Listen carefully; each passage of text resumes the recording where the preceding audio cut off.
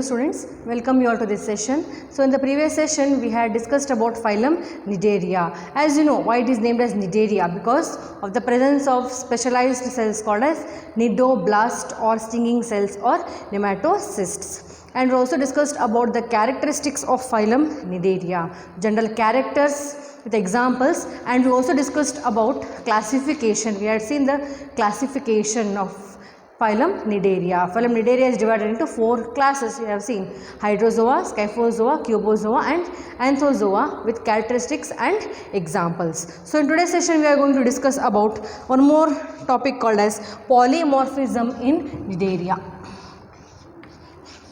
As you know, this is the most important feature of this phylum. Polymorphism.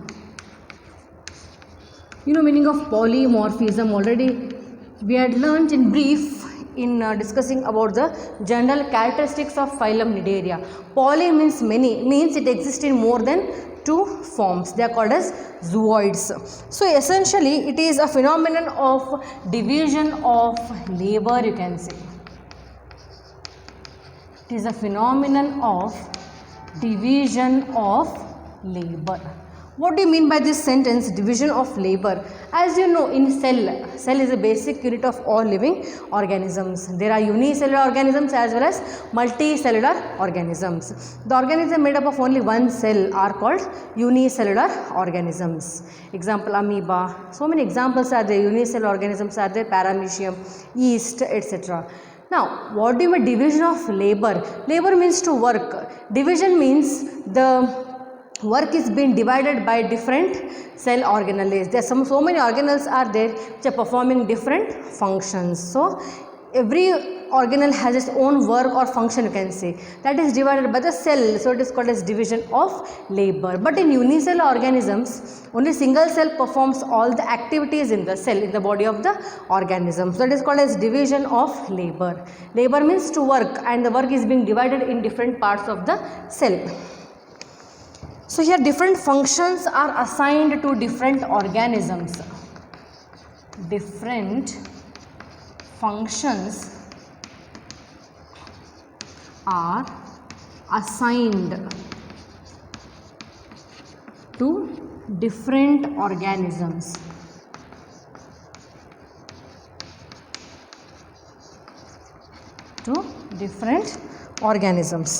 And polymorphism is associated with life history.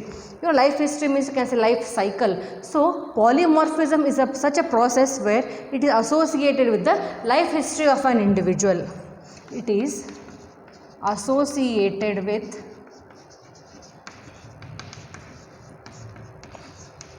life history of an individual or life history of an organism, you can say. Next, in monomorphic forms such as Hydra and Anthozoa, they reproduce sexually and asexually. Reproduce sexually as well as asexually.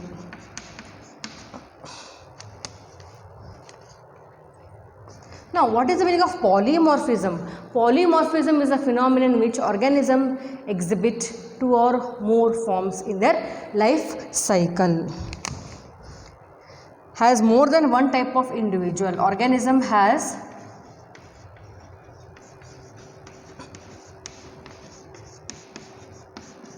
more than one type of individuals. So polymorphism is a phenomenon in which organism has more than one type of individuals. It's called as polymorphism.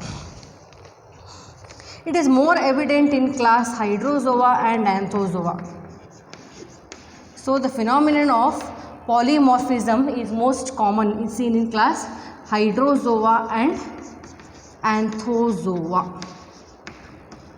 You have seen there are 4 classes: Hydrozoa, Scyphozoa, Cubozoa and Anthozoa. So the phenomenon of polymorphism is most evident, or you can see mostly in class like Hydrozoa and Anthozoa. Anthozoa of Cnidaria. You know already the phylum name is Cnidaria or Coelenterata. and usually they form in colonies, and they are called as zooids. What they are called as? Zooids. These zooids are of two types, polyp and medusae, or polyp and medusa, singular and plural you can write.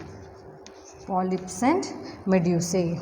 So these cylindrids usually form in or exist in colonial form, and it has two types, two forms you can say, polyps and medusae, or polyp and medusa you can say. So phylum Cnidaria is basically, or it is having two body forms, polyp and medusa. First one, polyps. What are polyps? We will see now. Polyps are cylindrical sessile. These are cylindrical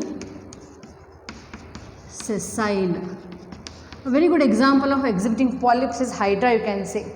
Polyps means they are cylindrical, long structure is there, they are attached to the substratum, they are sessile, but still some of the polyps can move. Example hydra, as I told you, this is attached to substratum.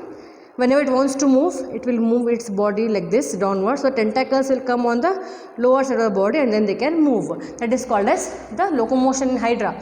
They are cylindrical, sessile and fixed forms. They are fixed forms, so they are called as sessile. Another important character is they have mouth surrounded by tentacles. They have mouth surrounded by tentacles. That's why these animals are called as tentaculata. You know that. In the beginning of this chapter only in first session we had seen tentaculata metazoa. Tentacles means the long structures which are used for locomotion. This is hydra for example. You can see the long structures they are used for locomotion. They are called as tentacles. They are used in locomotion or movement of the animals. Next coming to, and a wide gastrovascular cavity. They have a wide gastrovascular cavity which is helping in both digestion as well as circulation of these animals. These are nutritive zooids. They are nutritive zooids. Nutritive zooids. So what do? They feed the colony. Feed means helping in providing nutrition to the organism. So they are called as nutritive zooids. Polyps are also called as gastrozooids. Gastrozooids or trophozooids is very important. Trophozooids.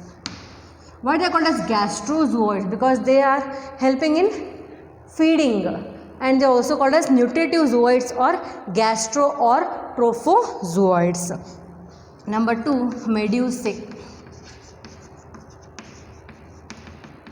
So first one is polyps. Once again, polyps are cylindrical, sessile, fixed form. Fixed form means they are attached to the substratum in the water bodies, so they cannot move from one place to another place. But I told you, some of the polyp forms also exhibit locomotion in different way. That is secondary.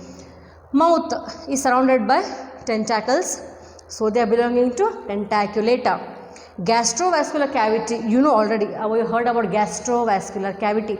Gastro means they are aiding in digestion, as well as vascular means helping in conduction or in the vascular system. Next, nutritive zooids. They are also called as nutritive zooids because they help aiding in feeding. So they are also called as gastrozooids or trophozooids. Number 2, medusae. It has umbrella like body. You already know this. They have umbrella like body with marginal tentacles. What kind of tentacles? Marginal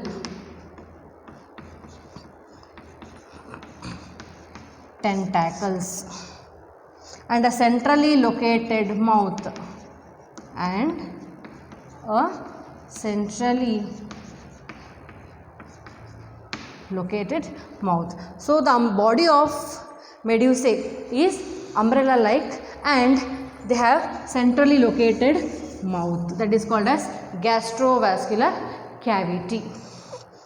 They bear gonads and help in sexual reproduction. See, this is very important. What do they bear?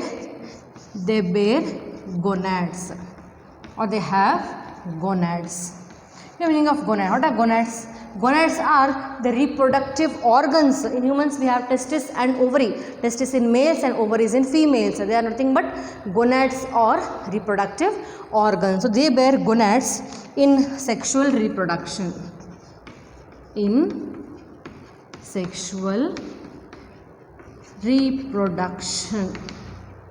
So you know, sexual reproduction is biparental. Two parents are involved and there is formation of gametes as well as fusion of gametes. From where gametes are produced? Gametes are produced from the respective gonads. So gonads are helping in sexual reproduction. Therefore, these are also called as sexual zooids. Medusae are also called as sexual zooids or gonozooids.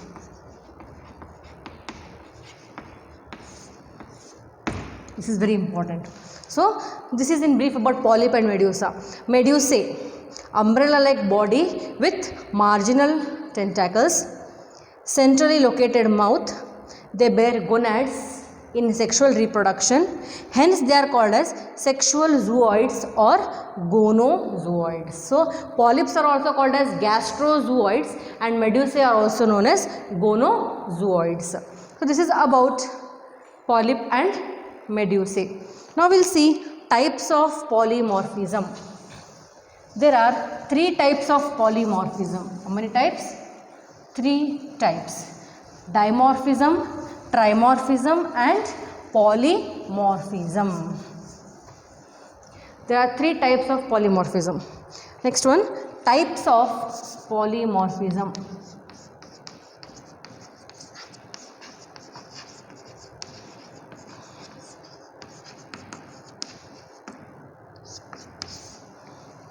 According to the types of zooids, according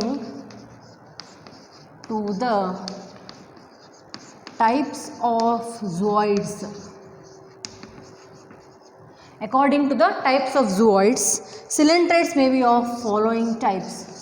That is, number 1, dimorphic,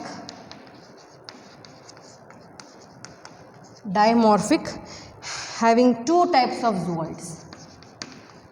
Having 2 types of zooids. Second one, trimorphic, having 3 types of zooids. Number 3, polymorphic,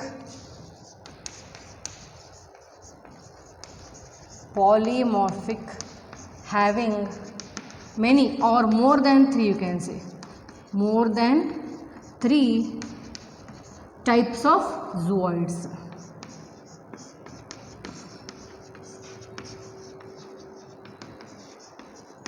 Once again, types of polymorphism based on what basis? Based on types of zooids, or according to the types of zooids, polymorphism is of 3 types.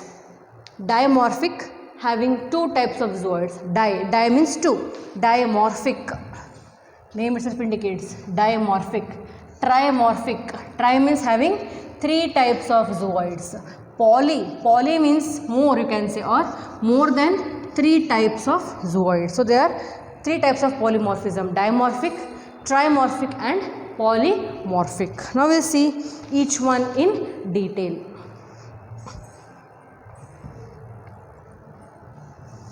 First one, dimorphic type of polymorphism.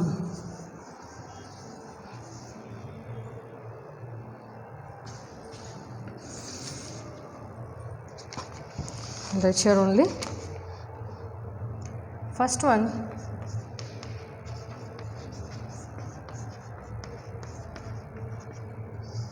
dimorphic. As I already told you, dimorphic means having 2 types of zooids. And the phenomenon is called as dimorphism.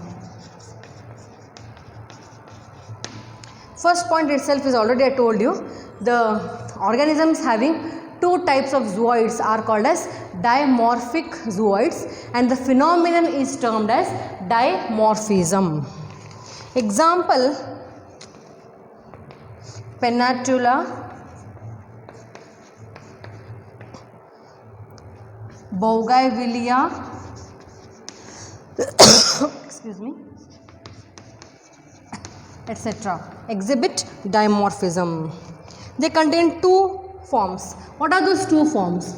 That is polyps and medusa. You know, polyps also called as gastrozooids, medusa also called as gonozooids, also called gastrozoids, and medusa also called as gonozoids. Now I hope it's clear to you. Now you are very familiar with this gastrozoids and gonozoids. Gastrozoids are aiding in digestion and gonozoids are responsible for the sexual reproduction. Now we will see the diagram here. Just one diagram. Medusae.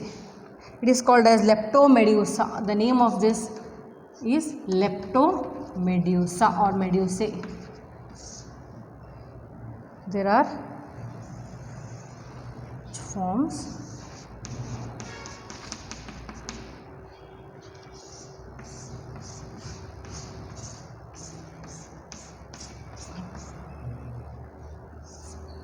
So you can see these are called as marginal tentacles. It bit similar to umbrella shaped, and these are called as marginal tentacles. Margin means along, they are along the margin. Now for example, this is the line. Line is nothing but a margin. So they are called as marginal tentacles. So marginal tentacles are present in the leptomedusae. You can see umbrella shaped medusa. That is the example of dimorphic condition. Once again, what is the meaning of dimorphic? Dimorphic means exhibiting two body forms, that is polyp and medusa. Polyp also called as gastrozoids, medusa also called as gonozoids. Example, leptomedusa. Now we will go to second one, that is trimorph. So this is dimorphism. Dimorphism. Now we will go to second one, that is trimorphism. Second one, trimorphism.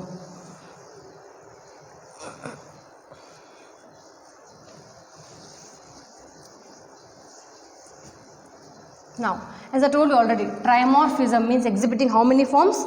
3 forms. And the phenomenon is called as trimorphism. The organism exhibiting 3 body forms is called trimorphic, and the phenomenon is called trimorphism. Number 2, trimorphism.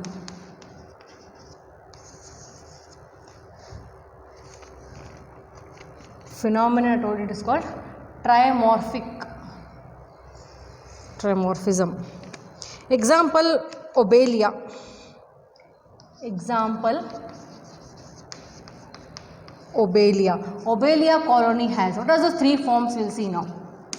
Once again, the cylindrids colony or cylindrid colonies bearing 3 body forms are called trimorphic, and the phenomenon is called trimorphism. A very good example of animal exhibiting trimorphism is Obelia. We will see what are those 3 forms. Number 1, same, polyps or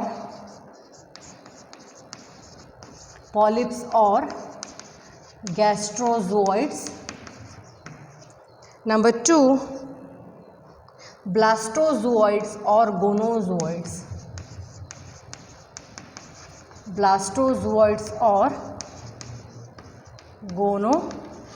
gonozoids which bear medusae. What they are called as? Gonozoids having medusae. And third one, medusae or sexual zooids. Medusae or sexual zooids. These are 3 body forms in Obelia. So it is coming under trimorphism process. So Obelia taking as an example, exhibiting 3 body forms. Next one, we see some of the examples in Millipora. In Millipora and Plumularia. Plumularia.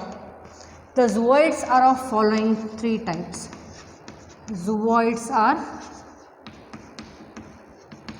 the following three types in Millipora and Plumularia. First one, gastrozoids. Same characters only you are going to study. Means only form changes here, whether they are dimorphic or trimorphic. First one, gastrozoids.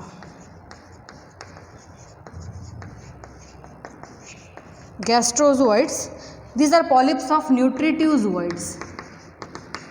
They are polyps of nutritive zooids. You know meaning of nutritive? Gastro is aiding in digestion, hence it is also called as nutritive zooids or gastrozoids, which help in digestion. Number 2 is dactylozoids. This is very important now. Dactylozoids. If you remember general characteristics that we have discussed about dactylozoids, these are protective zooids. These are protective zooids. And number 3 is medusae. These are bearing sexual zooids.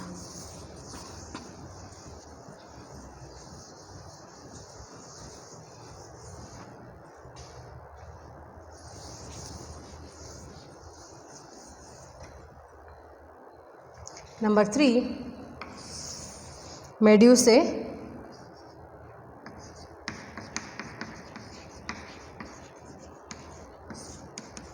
These are gonads bearing sexual zooids. Gonads bearing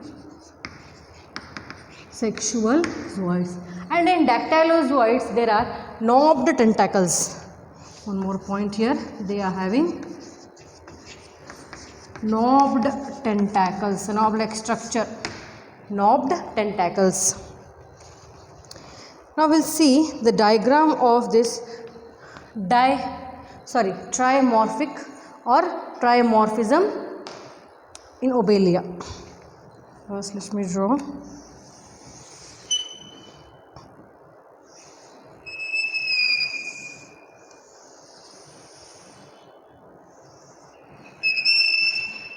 As you can see, knobbed tentacles.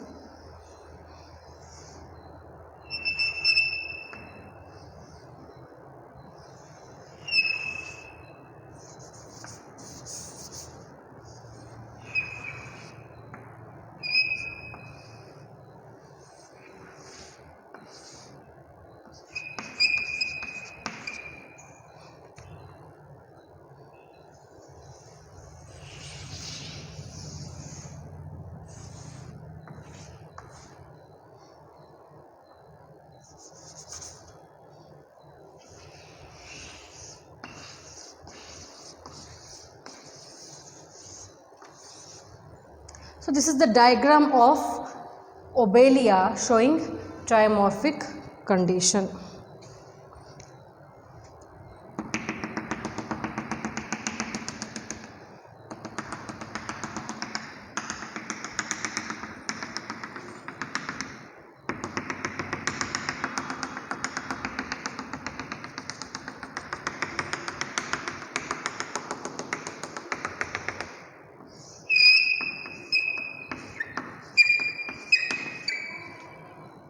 These are eggs.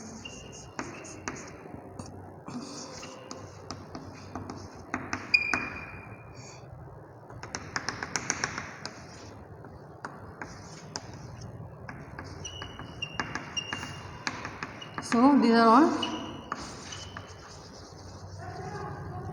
containing eggs. Now you can say knobbed tentacles. Now we'll see what are knobbed tentacles. Like this, the tentacles are. So these are called as the knobbed tentacles. So these are the knobbed tentacles. Now we label, this is called as tentaculozoid. This is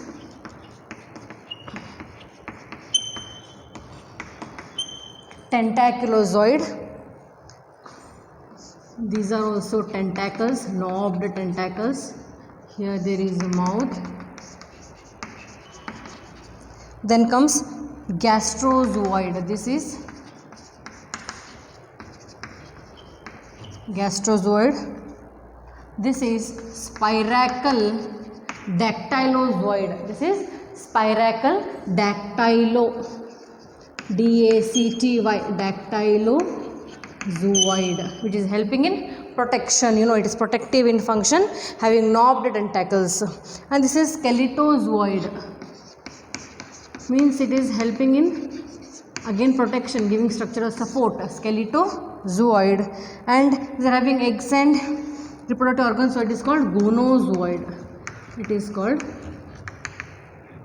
gonozoid. So this is about trimorphism. Once again, trimorphism. Trimorphism means what? It is exhibiting 3 body forms.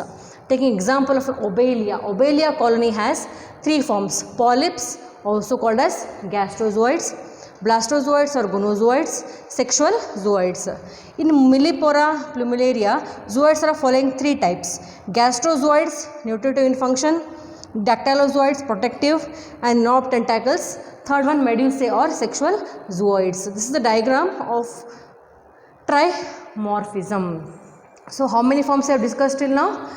Dimorphism and trimorphism. Now we will come to third one, that is polymorphism, third form. That is polymorphism.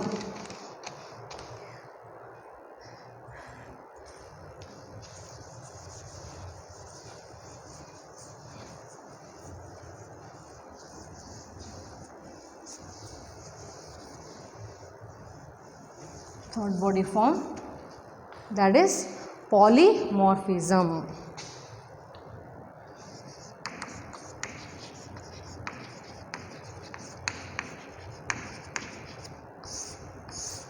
You know already meaning of polymorphism, existing how many body forms? More than 3 or many, you can see. We take an example of siphonophores. In some coelentrates,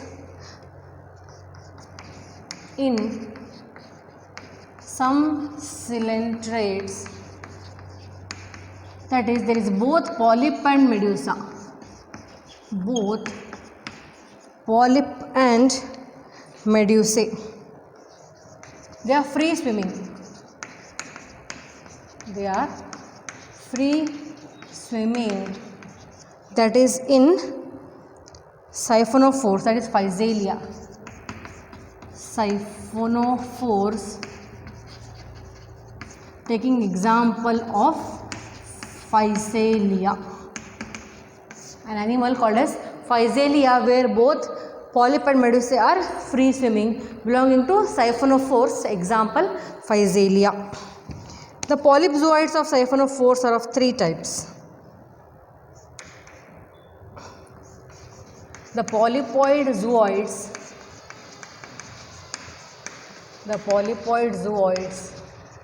are of 3 types. We see which are those. Number 1, again same, gastrozoids.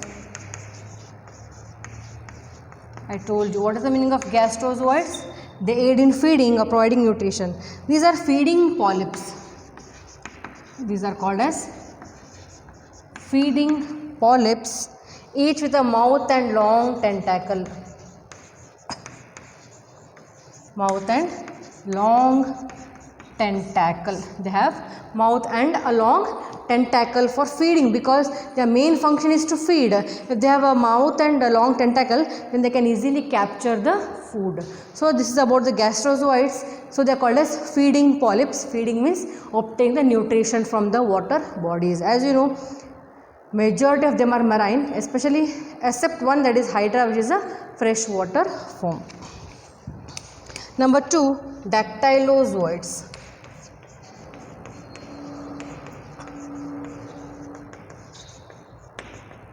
Dactylozoids, you know, they aid in protection. They lack mouth and tentacles. They lack mouth and tentacles. They bear many nematocysts. They bear many nematocysts. Now, nematocyst is the speciality of this phylum. Specialized cells called as nematocysts or stinging cells or nidoblast for helping in protective or protection in function.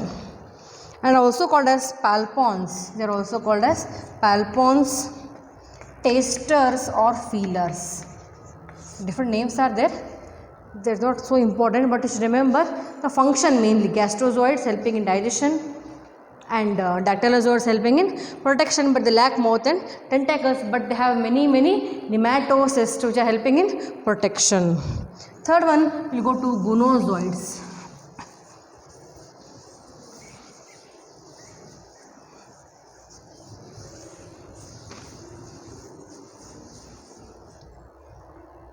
Number 3, that is gonozoids. Third one.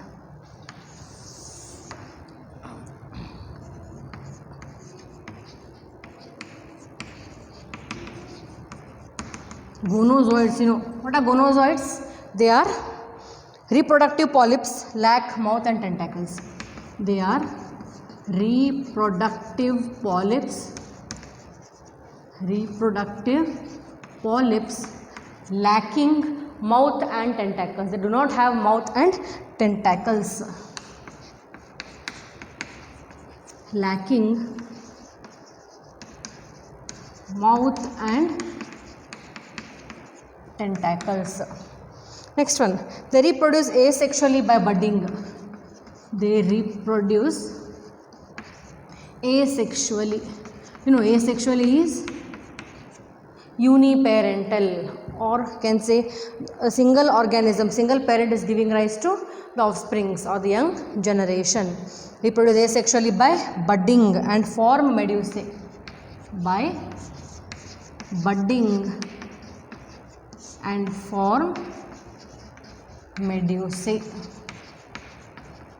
So, what are gonozoids? Gonozoids are reproductive polyps lacking mouth and tentacles. As you can see the difference now in polyps, medusae, gonozoids, gastrozoids.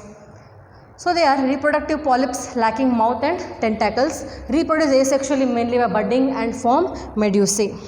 Example in Physalia. We will take an example again here, Physalia.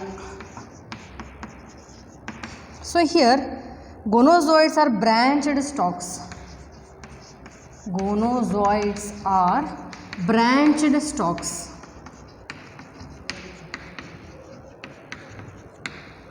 They are having branched stalks called gonodendra.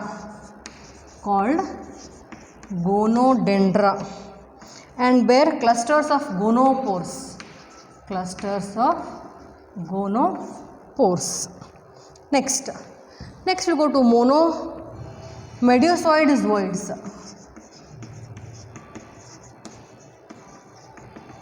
Medusoid zooids are of 4 types.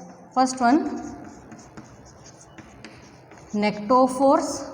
Second, pneumatophores. Third, hydrophilia.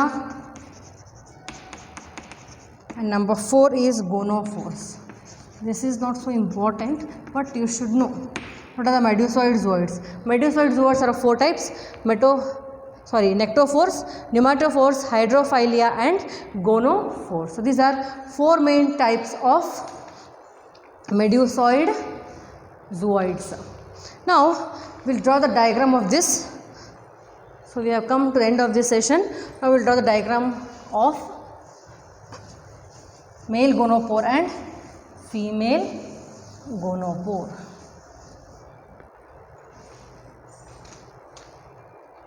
So you know they are male gonopore and female gonopore. They are aiding in sexual reproduction.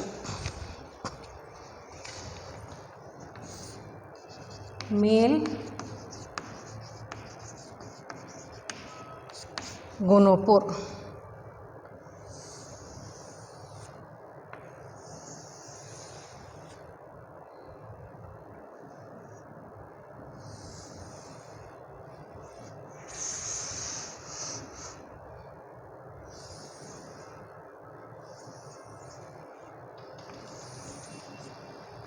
This is a diagram of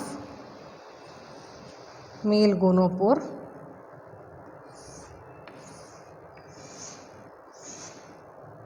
So these are the testes. Next one, female gonopore.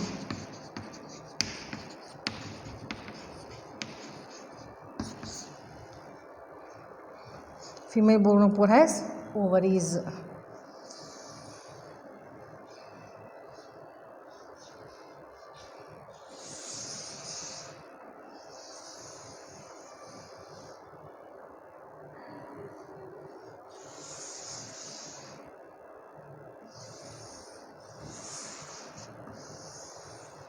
So this is the diagram of the female gonopore.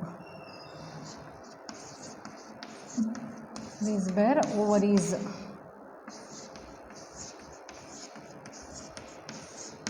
So this is a diagram of female gonopore. So this is about the male gonopore and female gonopore in Physalia. So once again, polymorphism in third one, we are exhibiting more than 3 forms, that we are seeing gastrozoid, dactylozoid and gonozoids.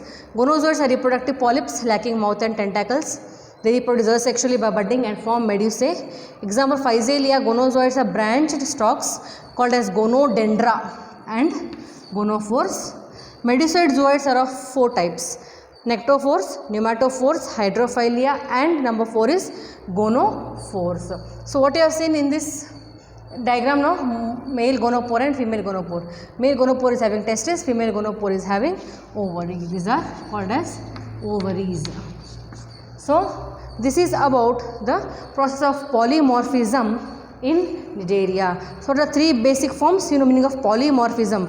Poly means many, and the organisms here are exhibiting more than 3 forms or different forms in their life cycle. They are called as zooids.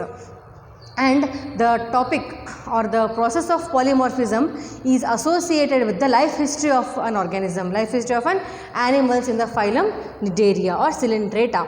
First we had seen what are the 3 forms, types of polymorphism.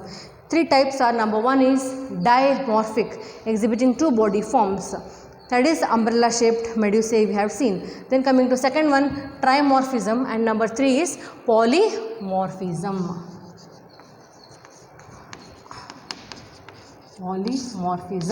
And we also see in the diagrams the different types of polymorphisms in Cnidaria. So what we have discussed today, we have discussed about different types of polymorphism, or you can say polymorphism in Cnidaria. It's a very important topic from exam point of view. You have to study this properly, different types, learn the names which are very new to you, because you have studied this anywhere in PUC section, because only you may be knowing the general characteristics of polymorphism. Poly means many, exhibiting many forms. What are the names of those forms you are studying in your degree part only? So gastrozoids, gonozoids, dactylozoids, trophozoids, gonozoids, these are all the reproductive structures, and gastrozoids are helping in digestion. Gonozoids are helping in reproduction of an organism. They may reproduce sexually or asexually by budding, by taking different examples of organisms. So today we have discussed about polymorphism in Cnidaria, and we have seen in this chapter about general characters of the phylum, classification of phylum into different classes with examples. Then we had also seen polymorphism in Cnidaria. So go through the notes and read well. Thank you.